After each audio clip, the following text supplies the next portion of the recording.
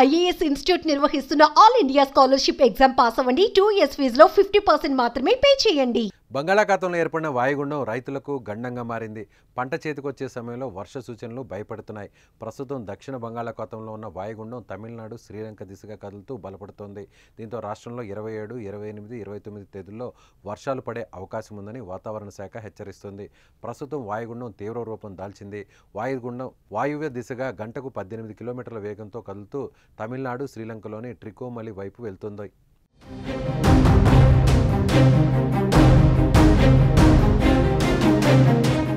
తీవ్ర వాయుగుండం ప్రభావం ఉమ్మడి చిత్తూరు, నెల్లూరు, తిరుపతి, ప్రకాశం జిల్లాలపై అధికంగా ఎఫెక్ట్ పడనుంది. ఈ నెల 28, 29 తేదీల్లో ఏపీలోని నెల్లూరు, తిరుపతి, ప్రకాశం, శ్రీకాకుళం, విశాఖ జిల్లాల్లో వర్షాలు కురుస్తాయని హెచ్చరించింది.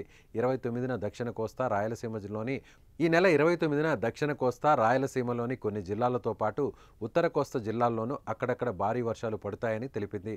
అదే రోజున శ్రీకాకుళం, విజయనగరం, విశాఖపట్నం, అనకాపల్లి జిల్లాల్లో భారీ వర్షాలు కురిసే అవకాశం ఉందని, తీర ప్రాంతాల్లో 35 నుంచి 55 కిలోమీటర్ల వేగంతో ఈదురుగాలులు వీస్తాయని వాతావరణ శాఖ హెచ్చరించింది.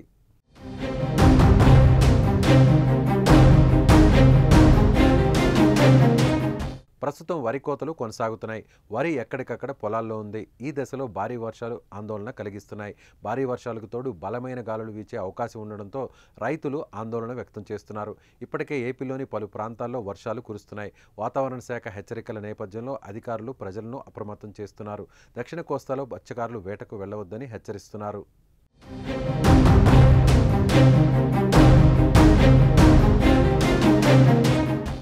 ఇప్పటికే కోస్తాంధ్రలో 1వ నెంబర్ ప్రమాద హెచ్చరికలను జారీ చేసినట్లు వెల్లడించింది వాతావరణ శాఖ.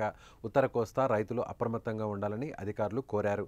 రైతులు పూర్తిగా అప్రమత్తంగా ఉండాలని, యంత్రాంగం తగిన జాగ్రత్తలు చేపట్టడం అవసరమని ఐఎండీ సూచనలు జారీ చేసింది.